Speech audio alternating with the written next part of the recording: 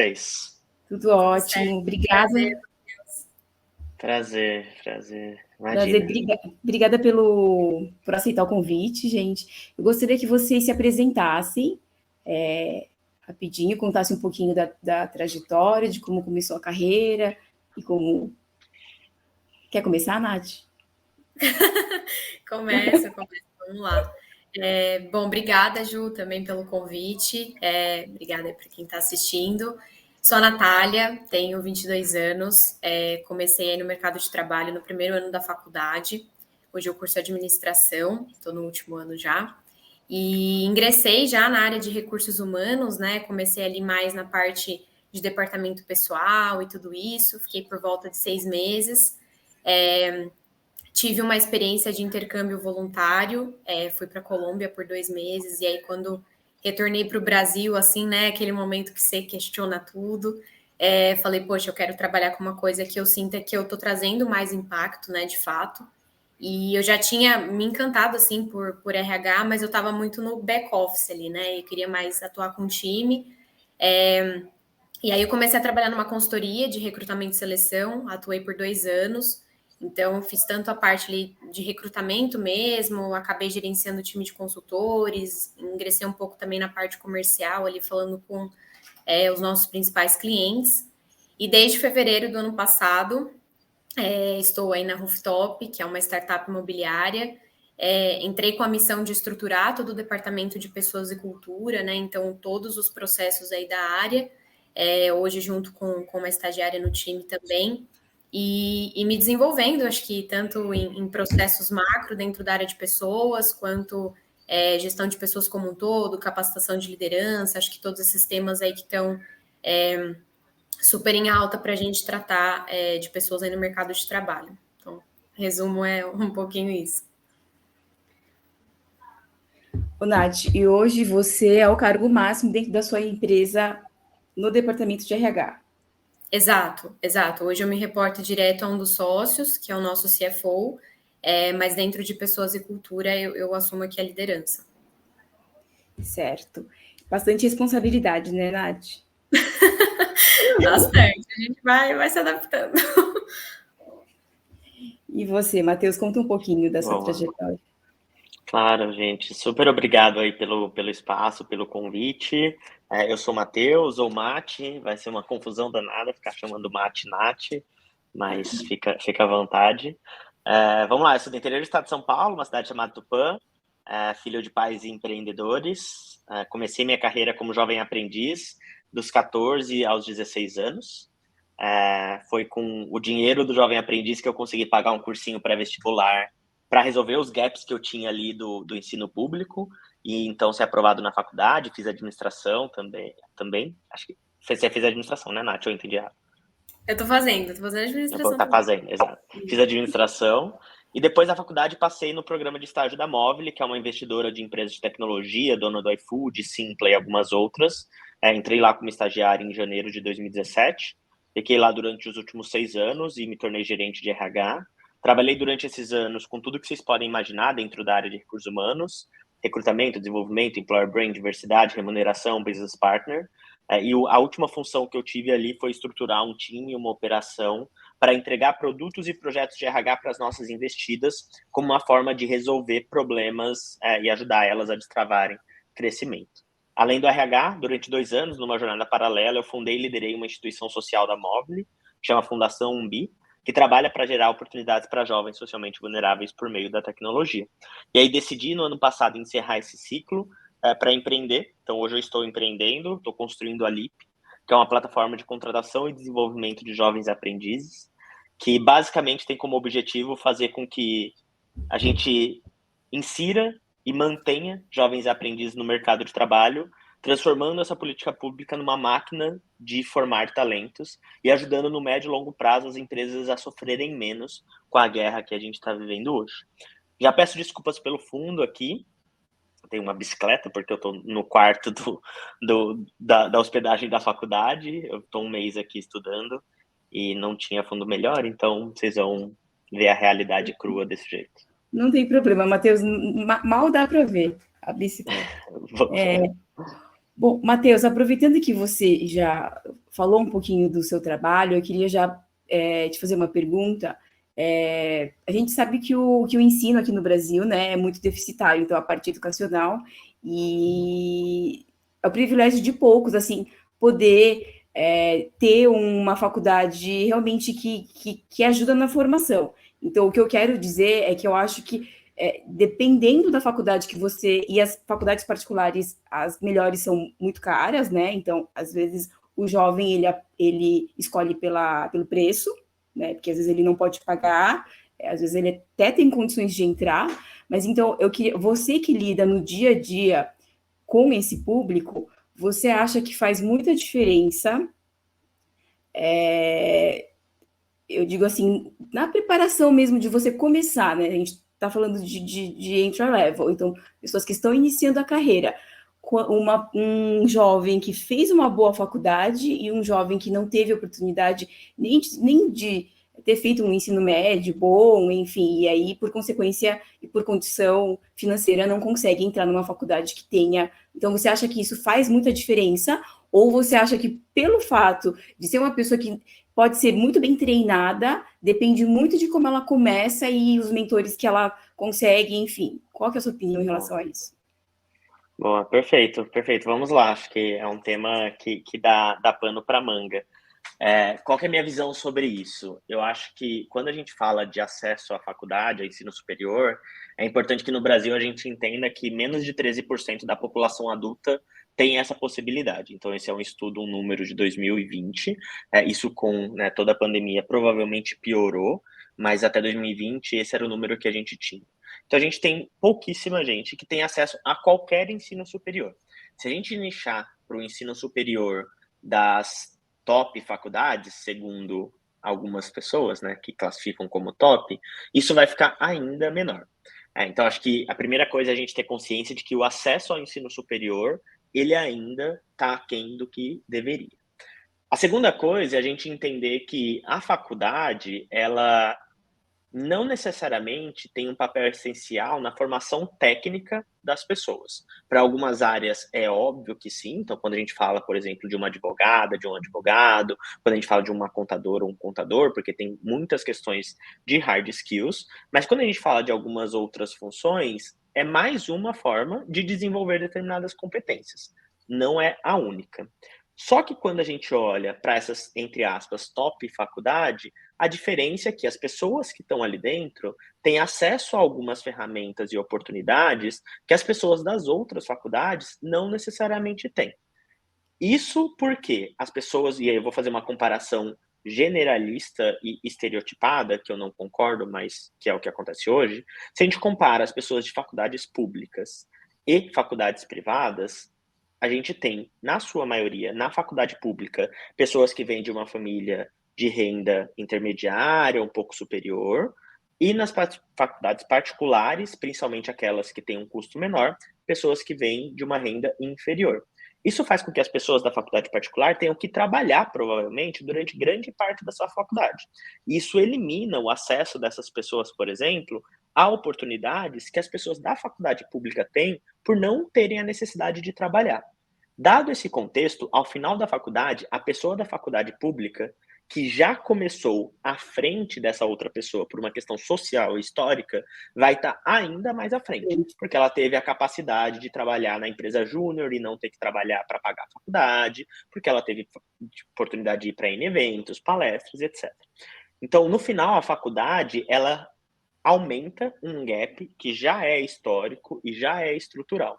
Isso faz com que quando a gente chega num processo seletivo e a gente, mesmo sem olhar a faculdade, faz a comparação entre essas duas pessoas, em sua maioria e de uma maneira generalizada, a pessoa que teve acesso a um ensino superior melhor esteja à frente da pessoa que não teve.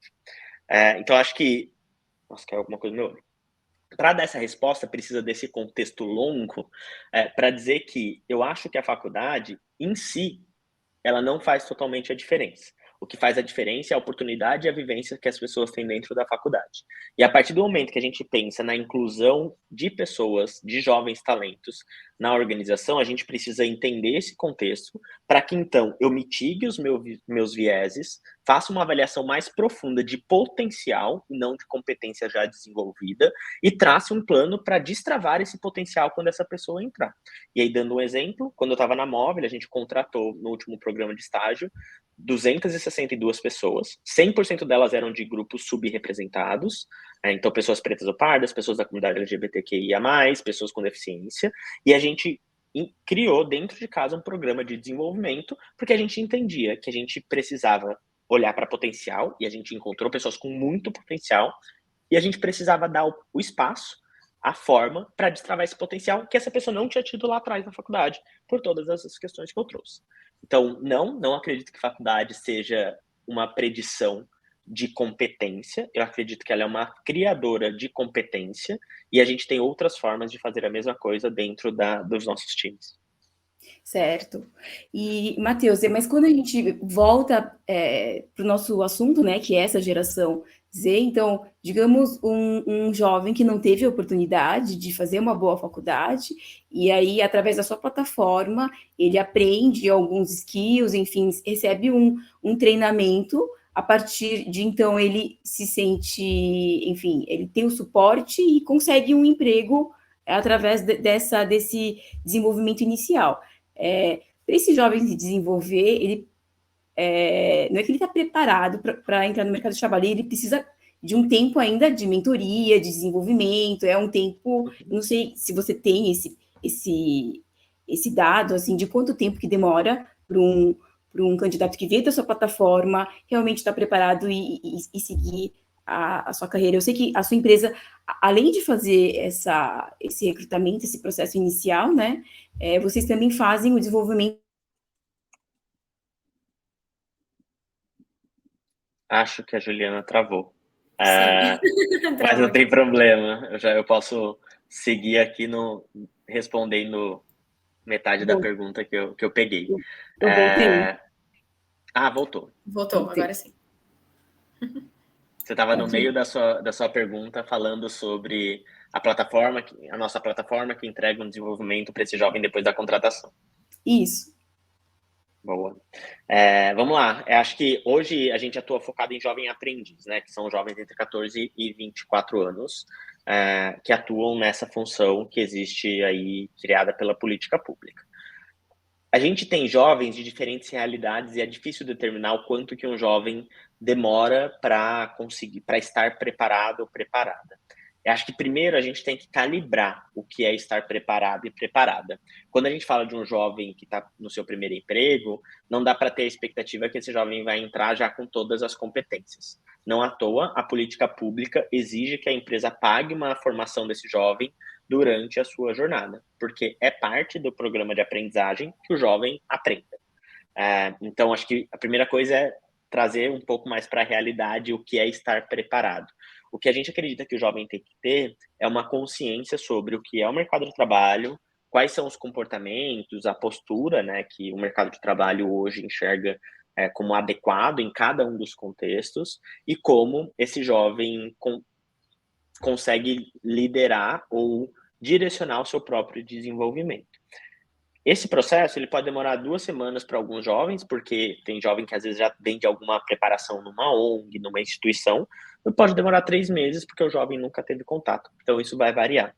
Eu acho que o que é importante a gente entender é que quando a gente está falando da inclusão de qualquer jovem, seja um jovem aprendiz, seja uma estagiária, um trainee, a gente precisa entender que esse jovem traz gaps e traz necessidades de desenvolvimento. E quanto mais júnior a pessoa, maior a necessidade de desenvolvimento, porque essa pessoa viveu menos coisa, ela tem menos experiência, ela vai precisar de mais suporte. Então, não dá para a gente falar de inclusão de jovens talentos sem falar do desenvolvimento de jovens talentos, porque senão não é uma inclusão produtiva, é só estou trazendo para dentro e pronto. Então, essas duas coisas precisam estar conectadas. E isso, independente da geração. Se a gente estivesse falando há 5 anos atrás, não, 5 eu fui sutil. Se eu estivesse falando há 7 anos atrás, quando eu estava entrando no mercado de trabalho, e tinha, assim como tem o estereótipo sobre essa geração, tinha também sobre a minha geração, porque toda geração, quando está entrando no mercado de trabalho, lida com algum estereótipo, porque quem está no mercado de trabalho é de uma geração anterior. Fato. Daqui a pouco a gente vai ter outra geração e a gente vai ter outros estereótipos. O ponto é, se a gente tiver a consciência sobre essa necessidade, a gente cria ferramentas para que essa e qualquer outra geração de jovens entre bem, se desenvolva e performe. Não dá para deixar esse jovem solitário e achar que ele vai dar conta disso sozinho ou sozinho.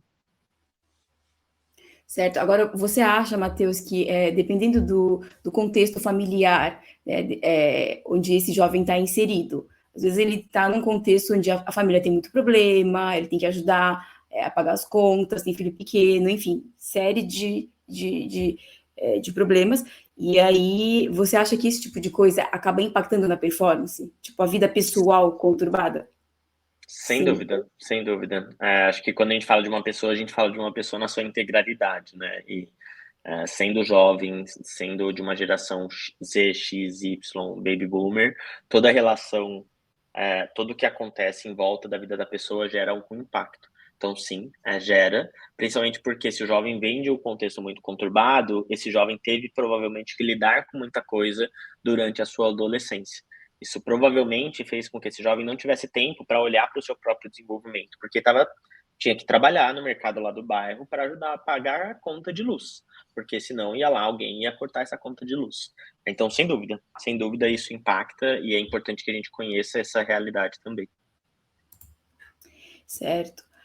Agora, trazendo, eu fiz uma pesquisa, né, sobre essa geração, e aí, como você mesmo falou, tem alguns estereótipos, mas também tem os relatos, assim, de clientes, né, de coisas reais, assim, que a gente ouve no dia a dia. Então, vou falar algumas características, né, eu gostaria que vocês comentassem se vocês concordam ou não. Então, o pessoal da geração Z eles se preocupam bastante com uma comunidade diversificada, eles são colaborativos, mas eles valorizam a flexibilidade, eles gostam de uma liderança não hierárquica, e eles têm uma relação diferente com o trabalho da geração anterior, né? Eu gostaria que vocês comentassem o que vocês acham em relação a isso. Bom, vai lá, Nath. Eu acho assim, é difícil a gente generalizar mesmo, né? Eu acho que concordo muito com o Matheus desse lado, acho que a gente sempre vai construir estereótipos conforme geração, conforme um determinado grupo. O que eu vivencio muito, assim, na prática, lá na empresa a gente tem muito esses conflitos mesmo entre gerações, é muito curioso, assim, né? Acompanhar como você vê algumas skills que se repetem em determinada geração, em outras nem tanto, preocupações que são mais comuns da nossa, por exemplo. Mas eu acho que, de forma geral, para a gente conseguir trabalhar isso de uma forma saudável, entender o que faz sentido para cada pessoa, né? Não necessariamente de uma geração em específico, assim. Isso é uma coisa que eu acredito, assim, muito e pratico no dia a dia, que é de pessoas de gerações diferentes, de líderes como um todo, entenderem o que está ali do outro lado, né? O que motiva a pessoa, o que é importante para ela. Óbvio que alguns comportamentos ali a gente vê que tendem a seguir um padrão, então, de modo geral, eu concordo que as pessoas da nossa geração são muito mais preocupadas com questões sociais, são muito mais críticas com se o ambiente de trabalho é inclusivo, se a liderança ela é mais saudável, né, do que, por exemplo, gerações anteriores que tinham práticas um pouco mais de controle e tudo mais. Mas, de forma geral, eu acho que para a gente conseguir se adaptar a isso, entender mesmo o que está do outro lado, né? Então, ter ali um diálogo muito transparente e até para essa geração, ela não se sentir acuada, né? De falar o que sente, de se posicionar e de a gente conseguir construir ali um denominador comum, porque toda relação acho que a gente vai ter concessões, né? Nem sempre vai conseguir abarcar ali todos os interesses, tudo que a pessoa quer, tudo que a pessoa acredita, mas a partir do momento que a gente cria esse espaço ali, até de segurança psicológica, para que o jovem traga, para que a pessoa de uma outra geração pontue, conteste, a gente consegue, acho que ir avançando, né, nas relações de trabalho, assim, de forma geral. Acredito muito nisso. Não, faz super sentido. E acho que, adicionando 2% aqui, acho que toda característica e todo comportamento, ele é fruto de um ambiente e de um contexto. Então, quando a gente fala de todas as características da geração Z, não é porque a geração começou a nascer e aí, pronto, decidi que eu vou ser assim. É porque todo o nosso contexto está diferente do que a geração anterior tinha quando formou o seu caráter e personalidade. Isso faz com que essa geração tenha outras características. E a gente pode dizer N características. Concordo com as que você trouxe, inclusive, Juliana. A questão é, não existe uma escolha. A empresa ela não pode simplesmente dizer geração Z inteira. Deixe de se preocupar com diversidade, equidade e inclusão. Não existe essa possibilidade. Você pode se manter enquanto organização com os seus valores, comportamentos de eu sou mais hierárquico e tudo bem, mas lide com a dificuldade de atrair e gerir e manter determinado público. Ou você pode entender essa geração e entender todas as demais e criar um ambiente que possibilite a intersecção entre essas gerações. Porque não é que uma está aqui na ponta direita e outra está aqui na ponta esquerda. Elas estão próximas, elas só vão criando variações de acordo com o contexto de formação de caráter e personalidade. Então, o que eu posso fazer enquanto organização para que a geração X se sinta bem aqui dentro e se conecte com os meus valores, e a geração Z também. E aí não estou dizendo que é variar o valor para cada uma das gerações. É só entender o que e se faz sentido e como contar essa história para cada uma dessas gerações. E grande parte das coisas que a geração Z valoriza, não é que a geração Z só valoriza. Se a gente pegar, por exemplo, a geração X, talvez isso já fosse importante para essas pessoas, só que tinha menos espaço para dizer, por exemplo, isso. Aí a geração começou a falar, não, tem que ser diverso. A geração X falou, eu também acho isso aí, tem que ser diverso mesmo, e agora eu também quero isso para mim. Então, isso vai gerando mudanças no mercado, e aí a escolha da empresa é o quanto e se vai se adaptar ou não. Assim. Então, acho que sim, tem algumas características que vêm pela geração, mas eu não acho que são características necessariamente escolhidas pela geração e nem que são opcionais, né? Tipo, agora desliga esse botãozinho aí, vem trabalhar e pronto. Agora, é mais difícil motivar esse grupo do que uma pessoa que tem mais de 30 e que, assim... porque o que eu vejo, Matheus, sem julgamentos, né? Eu vejo que o pessoal da geração anterior... por conta, na minha visão, né, eu acho que a tecnologia trouxe isso, porque é o imediatismo, enfim, e eles não se importam, não é que não se importam, eu acho que essa geração de agora, eles pensam muito mais num equilíbrio, então eles não querem trabalhar muito mais fora do horário, então tem aquele horário, eles acham que é o combinado, é aqui, e pensam na vida pessoal. Agora, a outra geração, eu acho que pensa muito mais na conclusão do projeto, enfim, eu acho que é outro mindset. Então, o que vocês acham em relação a isso? Nath, quer começar? Eu tô falando muito. Não, imagina. Assim, eu acho que... Tenho medo de generalizar, assim, mas no geral eu acho que as lideranças, elas têm que ser mais atentas ao que motiva, assim. Eu vejo dessa forma, assim, porque, de forma geral, a gente, se pudesse resumir uma característica, a gente é muito mais crítico no bom sentido, assim.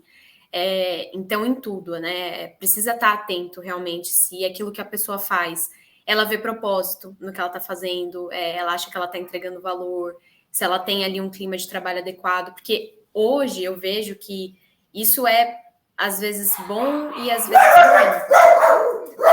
Só um minutinho. Não tem problema, os cachorros no home office participando. Matheus, se quiser, pode. Tá bom. Enquanto os cachorros se acalmam, eu acho que, assim, eu não acho que seja mais difícil, talvez, acho que era o caminho que a Nath ia tomar aqui. Não acho que seja mais difícil motivar, eu acho que é diferente. Como motiva, Matheus? Ensina a gente como motiva essa geração. Eu acho que essa resposta ainda não existe. Eu já tive algumas pessoas dessa... Assim, eu encaro... Quando eu pego um high potential, assim, uma menina super, né, com potencial, eu já imagino que ela não vai ficar muito tempo, porque eles vão mudando, vai mudando, o propósito vai mudando, as motivações vai mudando, e vai tendo a tal das novas experiências, né? Então, não sei se é assim mesmo, ou se tem mesmo como motivar por um período maior. Eu acho que tem. Eu acho que só é diferente. O que eu enxergo, né? E aí, talvez, vamos dividir. Eu aqui fazendo meu papel de chato e dividindo, quebrando detalhando as respostas. Antes, quando a gente olha para a geração anterior, a gente assume que era mais fácil motivar, porque a pessoa ficava por mais tempo, aturava mais coisa, né? Mas será que era mais fácil motivar? Ou só tinha menos opção e acesso para essa pessoa? E ela ficava porque era o que tinha que fazer. É um bom Hoje, quando a ponto. gente fala para essa geração, existe acesso para, não para todo mundo, né? Também não dá para generalizar, tem muita gente que ainda não tem acesso. Mas hoje a gente está lidando, por exemplo, alguns processos de jovem aprendiz, que o jovem aprendiz recebe 2, 3 offers. E o jovem aprendiz escolhe para onde vai, com 18, 16 anos. Então, talvez seja, é mais difícil motivar, ou talvez seja, antes todo mundo engolia sapo, e agora eu não estou mais afim de engolir sapo. Agora eu estou afim de estar onde faz sentido para mim. Então, acho que o que a gente tem que entender é o que está fazendo com que essa pessoa queira ir para um próximo desafio. E talvez seja a falta de compreensão do que essa pessoa quer. Talvez seja a falta de desafio. Antes, e aí, gente, vou falar da minha experiência. Eu sou de uma geração anterior. Eu entrei na Móvel quando eu tinha 20 anos, e fiquei lá até 26. Eu entrei como estagiário, deu 1 ano, eu já estava falando: "Vamos, vamos, vamos, já entreguei o que eu tenho que fazer aqui. Eu quero o meu próximo desafio". Como analista júnior, eu já estava liderando uma pessoa. Depois eu fui trabalhar direto com o CEO da Móvel, que é o Fabrício Bloise, para fundar a LIP, ó, a Fundação Umbi, como analista pleno. Em 3 anos, eu virei coordenador. E não era que eu virei coordenador porque eu falei, vamos, me dá aí logo porque eu quero. É porque eu entreguei o resultado que eu tinha que entregar no cargo anterior, eu tinha as competências que eu precisava ter no cargo seguinte, e isso quer dizer promoção.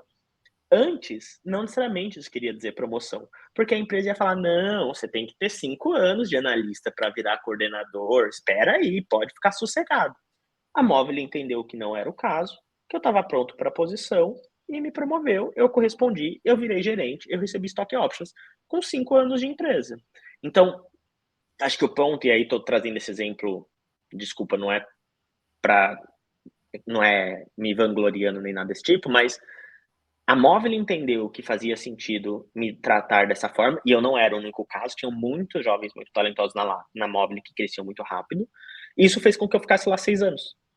Se a Móvel não tivesse entendido isso quando eu era estagiário, talvez eu tivesse ficado no meu estágio e teria saído para virar analista num outro lugar, porque eu tinha proposta para ser analista em outro lugar.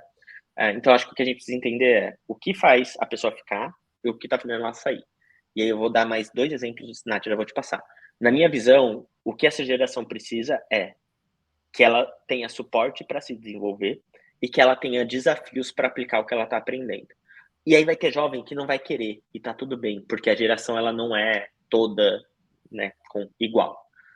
Mas eu vejo muitos jovens que querem, basicamente me dá um desafio, me dá espaço e me ajuda a aprender o que eu preciso entregar esse desafio. Se eu só dou desafio e não dou suporte para aprender, essa pessoa vai cair num lugar de ansiedade. Se eu só dou aprendizado e não dou desafio para a pessoa praticar, ela vai cair num cenário de ociosidade. Então eu preciso equilibrar essas duas coisas para esse jovem, para que ele tenha espaço e ele queira ficar. Legal. Eu acho que assim, só complementando, porque de forma geral eu acredito muito no poder da liderança, assim, né, com relação a toda essa questão de motivação e de acompanhamento do jovem também, que eu acho que demanda muita sensibilidade mesmo, né, da gente criar esse espaço, da gente conseguir confiar, da gente dar esse espaço para a pessoa, poxa, se desenvolver, assumir esse protagonismo também. E eu acho que o Matheus trouxe um ponto muito importante, que é isso mesmo, né? É uma crítica super válida. Será que as pessoas ficavam 20 anos na mesma empresa porque era muito legal, ou porque realmente não tinha outra saída, né? E aí eu acho que a gente está passando por essa desconstrução no sentido de entender que tá tudo bem a gente desenvolver as pessoas, capacitar elas entregarem um super resultado e depois entenderem que faz sentido uma coisa melhor, né? E acho que ter essa visão um pouco mais racional mesmo, a gente, né, essa onda de layoff, cenário econômico, tudo isso, a gente está deixando cada vez mais de romantizar, assim, né, a posição de trabalho, da gente pensar, poxa, a carreira é um todo, né, não é a posição que eu ocupo hoje, tem muito mais coisa que eu posso fazer, tem muito mais coisa que eu posso explorar, e eu vejo isso de forma muito positiva, porque as pessoas estão acumulando outras habilidades, né, então elas não se limitam à cadeira que elas estão, à empresa que elas estão, elas são muito mais críticas em relação a isso, assim. Eu acho que um ponto que eu fico pensando, até queria ouvir a opinião do Matheus nesse sentido, que me preocupa um pouco quando a gente fala dessa questão de que também a gente é crítico e a gente sempre está em busca de melhores oportunidades, o quanto a gente exercita, às vezes, a habilidade de resiliência, né? De adaptabilidade, assim, porque o que eu sinto, às vezes, né, de novo, generalizando já, mas assim, que a gente tem essa tendência um pouco mais imediatista, e aí quando as coisas não saem conforme o que a gente espera, o que a gente pensa, a gente rapidamente se frustra, né? Então, talvez a gente começar a falar mais disso também no sentido de como a gente gerencia as nossas emoções, expectativas, de entender que, poxa, o mercado de trabalho também é sobre fazer concessões, a gente, óbvio, briga por um ambiente de trabalho mais diverso, mais inclusivo, mas a vida real é que as lideranças são conservadoras, elas ainda estão aprendendo sobre essas pautas, né? E aí não basta a gente falar, poxa, aqui não tem espaço, então eu vou para outro lugar. Até que ponto a gente está incentivando também que essas pessoas, não, eu vou continuar aqui e eu vou fazer com que a gente traga diversidade para essa empresa. Como eu faço isso aos poucos e como eu tenho essa resiliência, porque esse processo ele ensina muito também, né? Você não ter a resposta ali, você não ter o que você quer de imediato.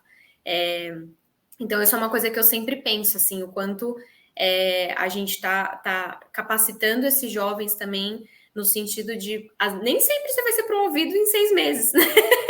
Então, tem o tempo da empresa, tem o tempo da área, enfim, é uma reflexão que eu faço às vezes. Sim, super. Eu acho que esse ponto faz muito sentido e talvez para mim a grande saída disso seja compartilhar a responsabilidade.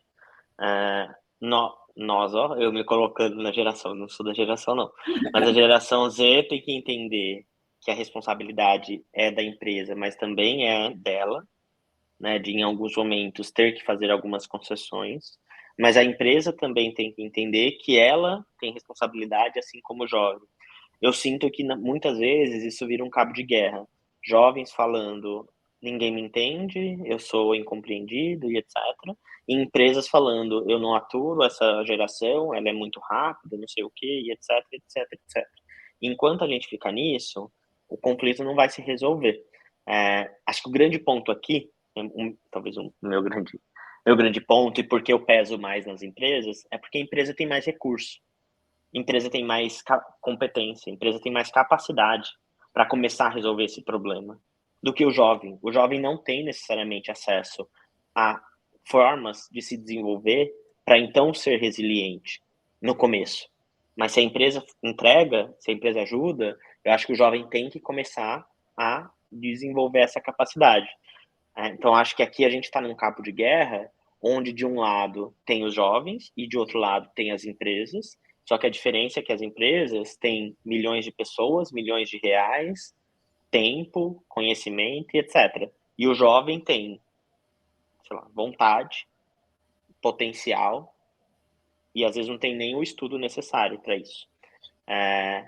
E aí, quando a gente fala aqui, tem que compartilhar a responsabilidade, mas talvez seja 70% empresa e 30% jovem por essa diferença de capacidade de recurso.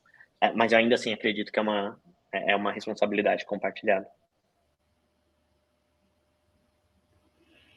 E a parte de uma pessoa que está começando na carreira, porque hoje em dia todo mundo quer o híbrido, né? Quer trabalhar presencial. Ninguém quer 100% presencial, só os donos das empresas, eu acho, e os funcionários, colaboradores, a maioria, quer ir para o escritório, ou mais alguns dias, né, quer ter o privilégio de ficar em casa e perder menos tempo se deslocando, enfim. O trabalho remoto, para quem está começando, vocês acham que pode funcionar? Sendo que a gente sabe, né, que por experiência própria, que no convívio com pessoas mais experientes você aprende muito. Então é uma conversa que você ouve, ou é um treinamento que não é formal, mas você está lá. Então, por exemplo, quando você traz para recrutamento, quando eu comecei, eu acompanhava muita entrevista com uma pessoa mais experiente, né, com o Marcos. Então, assim, você ouve e você vê a dinâmica. Então, ele não tem um treinamento, assim, da teoria, né? Você convivendo, você aprende. E aí, você traz para a sua realidade, para a sua personalidade, enfim, adapta. Mas eu acho que isso é uma coisa que você perde quando você está sozinho na sua casa, né? Principalmente quando você é iniciante, e aí as únicas informações que você tem são as informações que te passam por e-mail ou por video call. Então, você acaba não tendo esse aprendizado da convivência. Então, o que vocês acham em relação a uma pessoa, assim, primeiro emprego, começar remoto ou, enfim, que seja híbrido? Eu acho que depende. Depende da empresa, assim. Tem empresas que foram para o remoto e conseguiram se adaptar muito bem e criar um ambiente no remoto tão bom ou melhor do que o presencial. Tem empresas que não necessariamente conseguiram criar isso. E aí realmente gera um impacto na jornada da pessoa, não só do jovem, mas da pessoa que estiver entrando. Então, acho que essa resposta, ela depende. Eu acho que sim, o presencial, ele faz uma diferença quando você está no começo de carreira, quando você está explorando, quando você está no começo, na verdade, de qualquer empresa, não só no começo de carreira, porque você cria mais conexão, é mais rápido e tudo mais. Então, acho que ele faz diferença, sim, mas acho que tem empresas que conseguiram superar essa barreira e transferir isso de uma forma eficiente para o híbrido ou para o 100% online, com N estratégias. Então, acho que a minha resposta é depende. E aí, para não deixar passar, eu acho que o grande ponto aqui que eu vou trazer é: será que o jovem ou a pessoa, ela quer o remoto porque ela não está afim de ir para o escritório ou porque ela quer alguma outra coisa que o remoto possibilita? Eu tendo a achar que a pessoa não quer o remoto só porque ela quer ficar em casa, mas é porque talvez ela demore 1h30 para chegar no escritório. E aí 1h30 para ir, 1h30 para voltar, são 3 horas que a pessoa perde da vida dela dentro de um ônibus ou de um metrô. Então, o que ela quer não é ficar em casa. O que ela quer são essas 3 horas de vida que ela está perdendo. Então, eu acho que a empresa... desculpa, vai lá, Ju. Não, com certeza. Essa foi um ponto que eu citei, né? Tem o tempo que você perde se deslocando, independente. São Paulo tem muito trânsito, independente se a pessoa vai de transporte público ou vai de carro, é esse tempo que ela perde no dia, né? Exato. E o estresse, né? Não é só o tempo também, é o estresse. Total. E eu acho que a empresa tem que entender isso para então falar, tá, como que talvez existe um canvas, que é um canvas de proposta de valor, que basicamente isso é aplicado para produto, que ajuda a gente a entender quais são as dores que um determinado cliente ou usuário tem e quais são os remédios ou os aliviadores de dor que eu, enquanto empresa ou produto, posso fornecer para mitigar aquela dor e gerar um valor. Se a gente traz essa mesma aplicação para dentro de um RH, o que eu tenho que entender é quais são as dores que meu colaborador ou minha colaboradora tem e o que eu crio de valor para mitigar isso. Colocar todo mundo no remoto é uma possibilidade. Colocar no híbrido 3 vezes por semana é outra possibilidade. Fazer com que, sei lá, tenha um coworking perto, né, em cada macro-região é outra possibilidade. Então, acho que a gente pode entender essa dor aqui com mais carinho, enquanto RH traçar aliviadores de dor para que isso se mitigue, sendo o híbrido ou remoto só uma das opções. Mas parei já. Então, você acredita que mesmo com profissionais iniciantes na carreira, o híbrido pode funcionar muito bem? Ou 100% remoto? Acredito que sim. Dos 262 estagiários, por exemplo, que eu contratei no meu último ano da Movile, a gente tinha pessoas espalhadas por 22 estados. E ela estava trabalhando 100% remoto. 100% remoto. Mas muitos deles estavam no iFood, e o iFood tem uma cultura incrível de trabalho remoto, que possibilitou que esse jovem, mesmo à distância, entrasse, entendesse, se conectasse, se desenvolvesse, e muitos estão lá crescendo e assumindo outros cargos. Então, acho que sim, é possível. Não acho que seja para todo mundo, não acho que seja para todas as empresas. Eu acho que você tem que querer e intencionalmente pensar sobre isso, pensar em como fazer isso. Só que aí, acho que um ponto, aí eu vou ser chato de novo, desculpa, eu não consigo não ser chato. Mas aí, o que a gente tem que entender eu hoje moro em Pinheiros, em São Paulo. Para eu querer ir para o escritório que fica na Vila Madalena, é incrível. Eu levo 10 minutos de bicicleta. E aí, se eu julgar com essa cabeça, eu vou falar, gente, que besteira, todo mundo tem que ir para o escritório. Só que eu não tenho a mínima empatia para entender que tem pessoas que estão vindo de lugares muito distantes. Então, acho que, ao fazer essa avaliação, é importante não julgar só com a própria visão, só com a própria experiência. Acho que depende muito da liderança também, né? Do grupo onde ela está inserida, enfim. A atividade que ela vai fazer também não é tão simples assim de julgar. E você, tudo depende muito da liderança em todos os momentos. Eu também. Líder, né? Não, eu acho assim, eu acho que tem, assim, eu entendo o ponto de vista do Matheus, acho que tem empresas que realmente se estruturaram muito bem no remoto.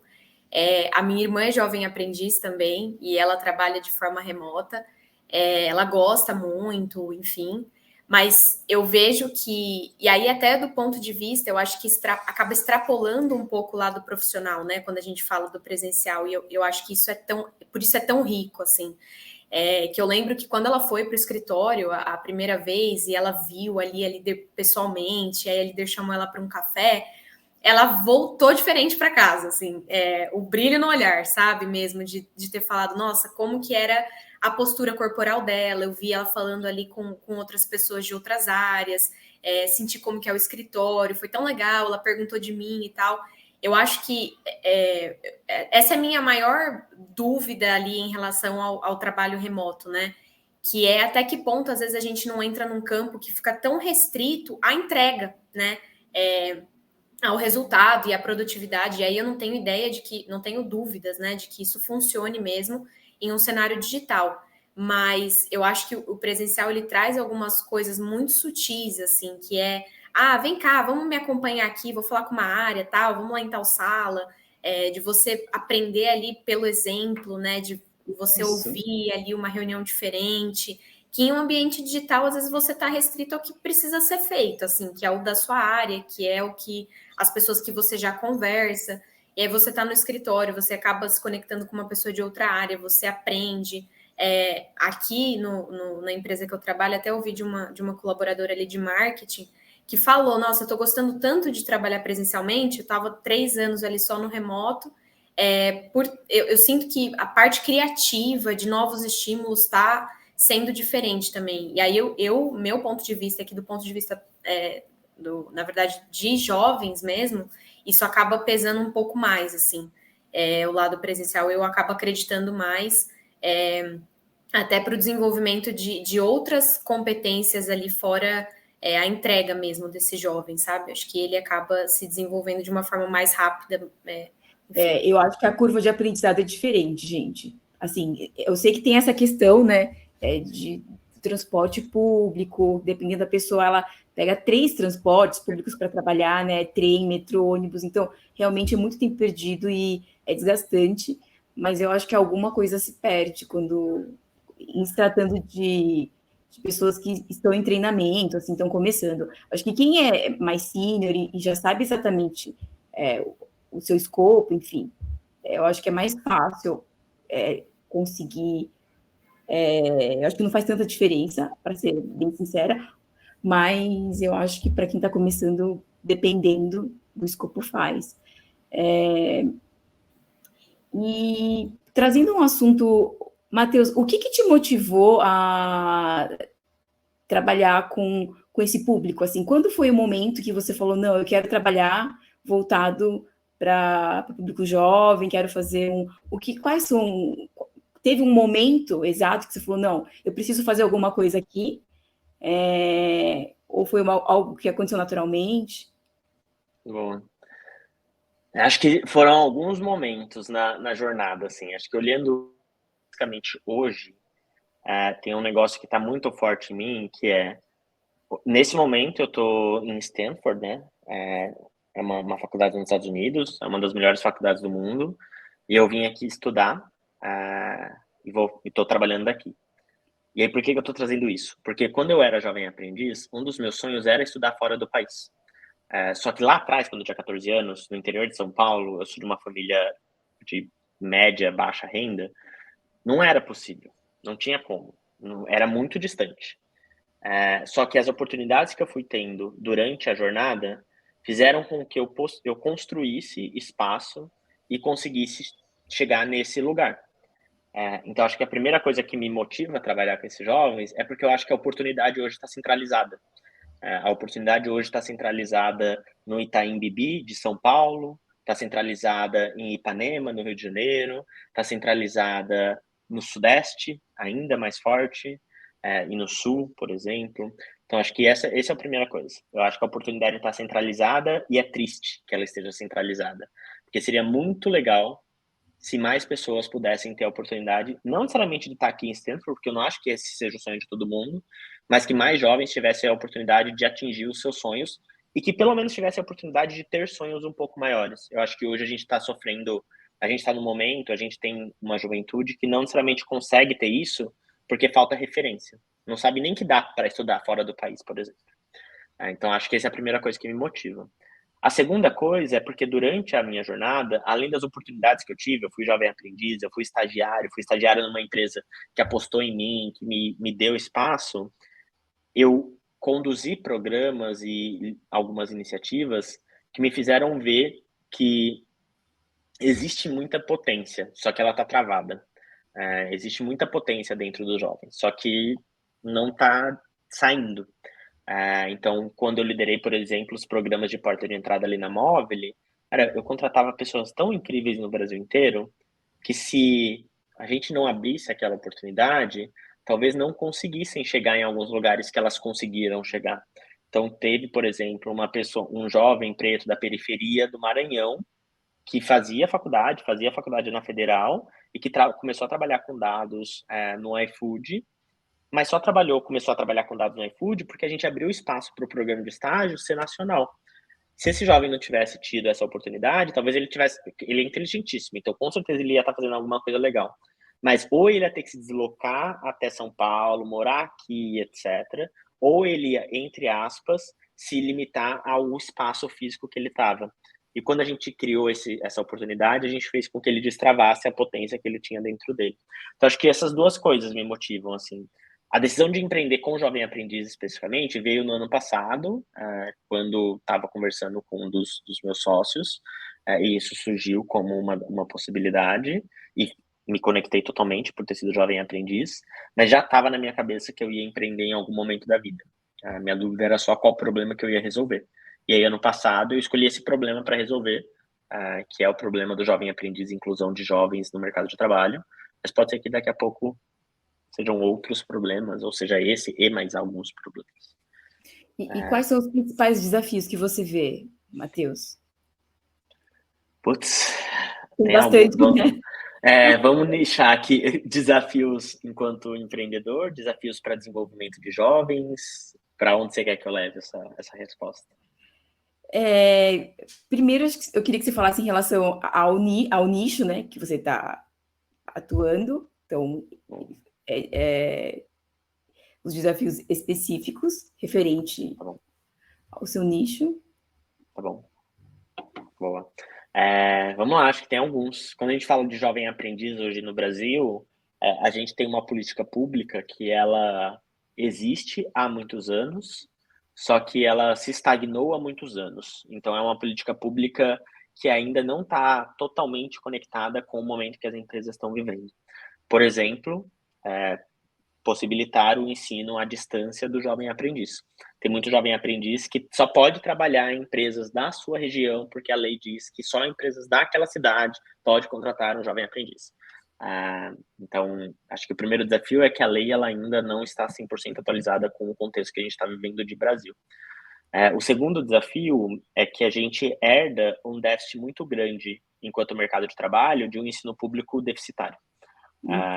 Então a gente traz jovens que têm, né, infelizmente, não têm acesso a um ensino de muita qualidade, e isso traz consigo déficits, por exemplo, em português, déficits em matemática, que influenciam a entrada e a permanência desse jovem no mercado de trabalho.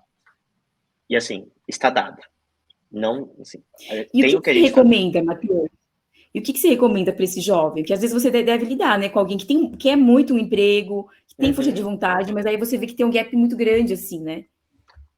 A gente tem aqui trilhas que ajudam esse jovem a resolver e lidar com esses pontos, mas eu acho que o jovem ele precisa principalmente entender quais são os seus gaps e seus pontos de desenvolvimento. Acho que muitas vezes o jovem, antes de olhar para português e matemática, precisa olhar para si, entender quais são seus pontos de desenvolvimento para entender como resolver cada um desses pontos. Então, se eu pudesse recomendar uma coisa para, pense e reflete. Entende o que o mercado está exigindo, e aí tem algumas formas de entender isso. Entende o que você tem e avalia o buraco entre esses dois lugares, para aí então traçar um plano como que você chega do ponto que você está para o ponto que o mercado precisa para que você seja aprovado num processo. Mas eu acho que isso não, assim, a última pessoa culpada nisso é o jovem.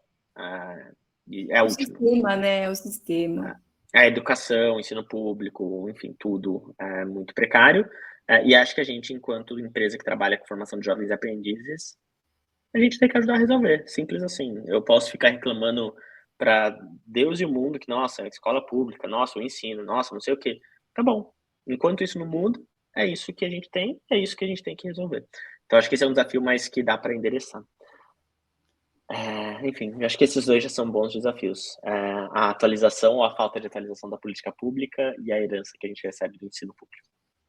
Matheus, e assim, você... Não vou entrar na questão de empreendedorismo no Brasil, porque acho que tem muita coisa, acho que dá uma série de lives aí, mas, Matheus, você, quando tem, por exemplo, alguma barreira que você sabe que não depende de você e que não vai mudar a curto prazo, esse tipo de coisa no dia a dia, quando você, assim, tem aquela vontade, poxa, eu quero fazer um bom trabalho, mas o sistema, né, a forma como as coisas estão configuradas aqui no Brasil, a lei, enfim...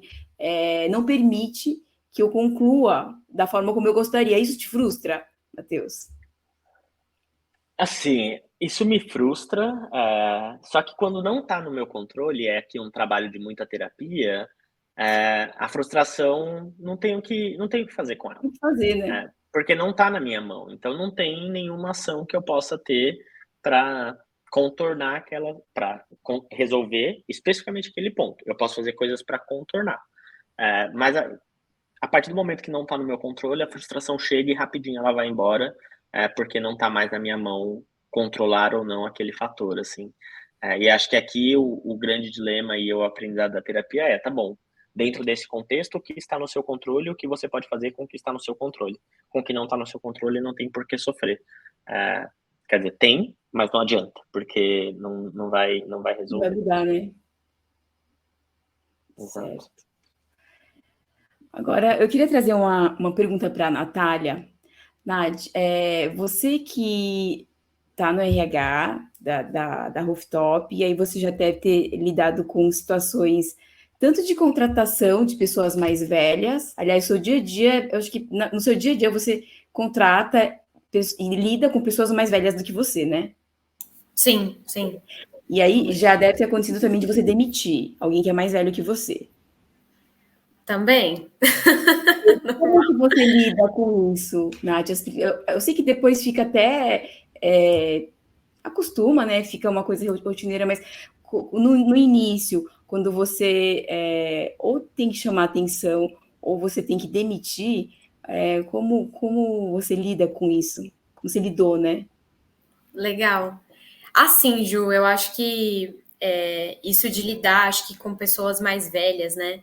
Eu aprendi muito quando eu trabalhava com recrutamento, né? Então, lembro que ali com 19 anos, já fazendo vaga de coordenação, de gerência, e no começo eu sentia muitos olhares, né, dos candidatos, assim, tipo, nossa, menina novinha, é muito nova, né? Vai me avaliar, exato, vai me entrevistar. E quando essas situações aconteciam, assim, eu ficava um pouco frustrada, né? De tipo, putz, que chato, assim, me sentia um pouco mal. Mas eu pensava, gente, não tem outra forma senão eu conquistar o meu espaço, né? Senão eu me impor e passar essa credibilidade, transmitir essa credibilidade, conhecendo do que eu tô falando, estudando, sabendo falar de igual para igual. E eu acho que nisso eu me desenvolvi assim muito, né? Então, hoje eu não tenho problema nenhum. Inclusive, eu gosto mais de falar com pessoas mais velhas do que com pessoas da minha idade. Assim. É um problema de terapia também, mas porque no geral eu acho que eu me esforço realmente para conseguir conversar de igual para igual, assim, com uma pessoa de 45, com uma pessoa de 50, com uma pessoa de 55, porque eu vejo que não existe ali a barreira etária, né? Eu encaro muito como eu vejo essas pessoas muito de um lugar de que elas podem me ensinar. E eu acho que isso ajuda também na tratativa. Então, quando eu estou conversando com alguém que é mais velho, eu me coloco muito numa posição de eu quero aprender com você, sabe? Eu quero escutar o que você tem a dizer. E eu acho que isso traz um pouco de vulnerabilidade positiva para a relação e a pessoa se conecta com facilidade, né? Então, de você realmente estar ali para escutar, assim, para ouvir a pessoa. Então, eu não tenho problema, assim mesmo, Ju, de casos ali um pouco mais críticos, às vezes que você precisa dar um feedback um pouco mais duro para uma pessoa que é mais velha que você, ou inclusive fazer o desligamento ali. É que acaba que em situações de desligamento eu sou muito mais o papel de suporte do que a pessoa que ativamente desliga, né? Fica ali mais com o gestor, mas eu encaro dessa forma, assim, eu acho que a gente tem que se capacitar, se desenvolver e conquistar nosso espaço para que essas entrelinhas ali, elas sejam muito linhazinhas, assim, que isso fique muito sutil, sabe? Agora, sem criar estereótipos, assim, queria perguntar para os dois, vocês têm alguma ideia, assim, relacionada eu acho mais fácil liderar pessoas mais novas, ou eu acho mais fácil liderar pessoas mais ou menos da minha idade ou mais velhas? Tem esse tipo de percepção, ou vocês acham que independe da idade? Eu tenho mais vivência com gestão, pode falar.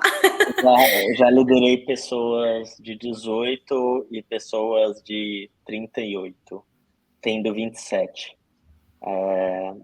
E meu ponto é, liderar é difícil e ponto.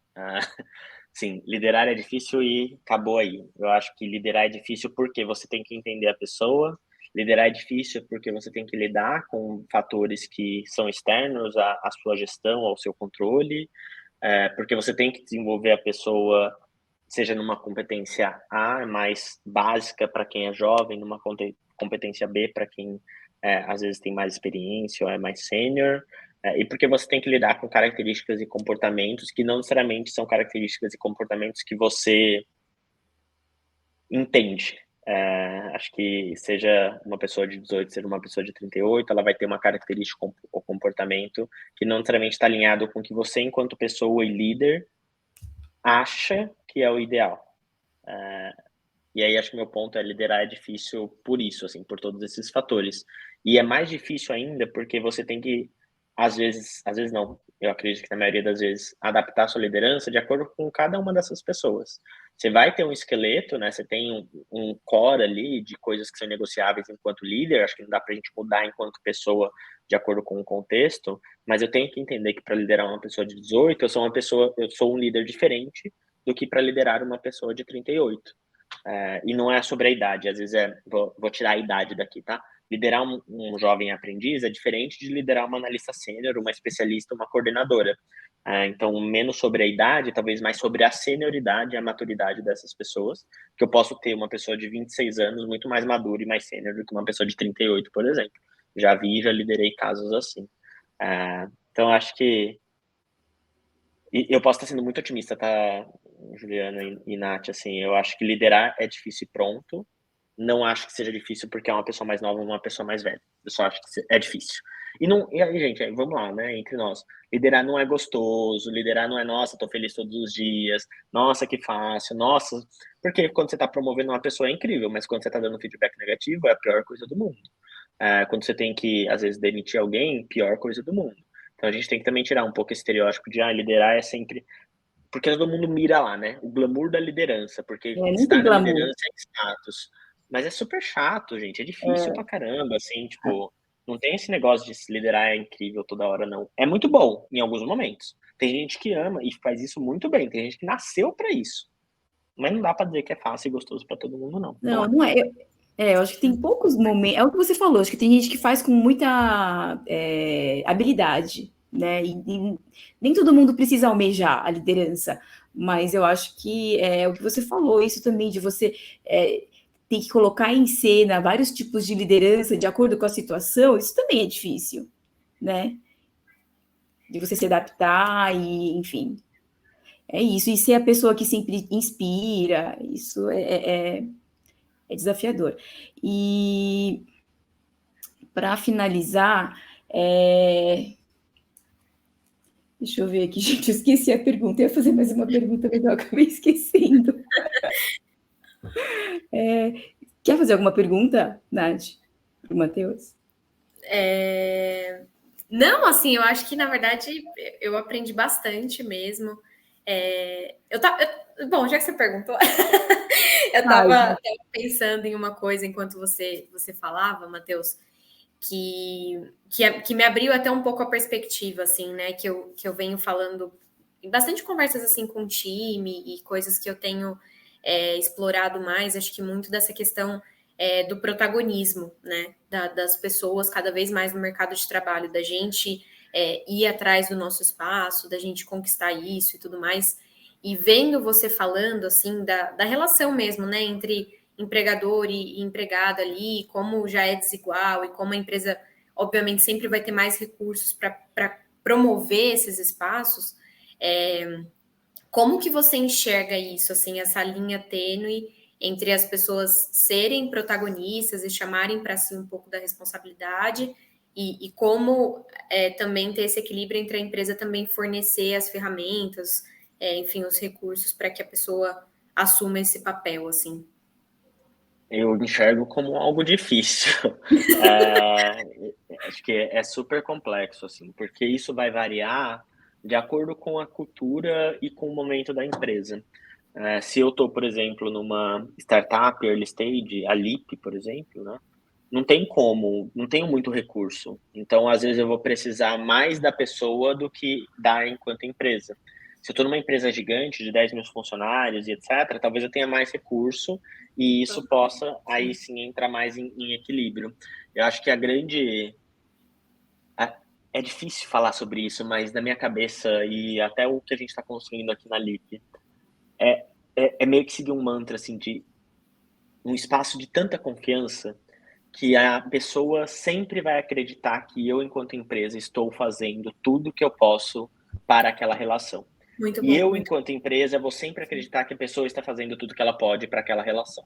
A partir do momento que você constrói uma cultura onde o funcionário desconfia que o RH ou que a empresa está fazendo mais ou menos, e eu, enquanto empresa, parto do pressuposto que o funcionário e a funcionária está sempre tentando ganhar em cima de mim, essa é a receita da cagada. Porque vai ter sempre um tentando colocar e apontar o dedo para o outro, assim, sabe? Você não entrega, né? Você acaba não entregando. Exato. E isso, gente, falando de experiência própria, assim, quando eu estava na Movile, eu era analista júnior, a Movile me mandou para o Talent Connect, que é o maior evento de RH do mundo no LinkedIn nos Estados Unidos. A Movile tinha que fazer isso? Não, não tinha. Tinha vários coordenadores e coordenadoras ali que poderiam ser enviados para esse evento. Mas a Movile falou, cara, essas pessoas ali não podem, elas estão com outras prioridades. Matheus, você vai. Aquilo fez com que eu confiasse tanto na Movile que dali para frente eu fazia tudo que eu podia para entregar o melhor resultado possível na Movile. E Sim. isso fez com que a gente construísse mais confiança, mais confiança, mais confiança, mais confiança. Acho que a gente tem que inverter um pouco o negócio, que é, a gente acha não, né? A gente acredita, a mesma coisa, a gente acredita que performance gera confiança. E aí todo líder fala, eu trouxe o Matheus, ele tem que me provar por que ele tá aqui, e aí eu vou confiar nele. Mas peraí, você não avaliou o Matheus no processo seletivo? Você já não conhece o Matheus? Você já não escolheu o Matheus? Por que o Matheus, de novo, daqui dentro, tem que provar para você confiar nele? O Matheus já mostrou que ele tem o perfil que você precisa. Confie nele Isso vai gerar performance, e aí vai gerar mais confiança, e aí vai gerar mais performance. A gente tem que inverter um pouco esse negócio de performance gera confiança. Eu acredito que confiança gera performance. Eu concordo. E aí isso vira um ciclo. Porque, cara, se você, enquanto liderança, já avaliou o Matheus no processo seletivo, você escolheu. Foi você que decidiu, não foi o Matheus que te ameaçou e falou, me contrata sim, e você não tem escolha. Foi uma escolha tua. Então, confie e crie um ambiente para que o Matheus, a Natália, a Juliana performem muito bem, e isso vai gerar um ciclo virtuoso. Total. Nossa, eu concordo. Muito bom. Na prática não é tão fácil, né, Matheus? Não é. Não é nada fácil, gente. Não é nada fácil. Não é nada fácil. Mesmo porque as pessoas são muito diferentes, né, gente? Então, enfim, não é tão fácil assim. Mas, Matheus, a Cíntia, ela escreveu uma mensagem aqui, parabéns pela iniciativa. Eu também queria te dar parabéns pela iniciativa. Eu não sei por que não está trazendo as perguntas do LinkedIn, que o pessoal está se conectando através do LinkedIn, mas não estão vindo as perguntas. Mas, gente, eu queria muito agradecer a participação de vocês, o tempo de vocês. A live vai ficar gravada, então quem não conseguiu acompanhar pode acessar ou pelo YouTube ou pelo LinkedIn, que fica gravado. E parabenizar vocês dois, cada um com seus projetos. E é isso. Obrigada, gente. Imagina, um prazer. Um prazer. Obrigada aí, Matheus, também. Muito legal. Prazer, Nath. Prazer, gente. Tchau, Valeu. tchau. Tchau, tchau.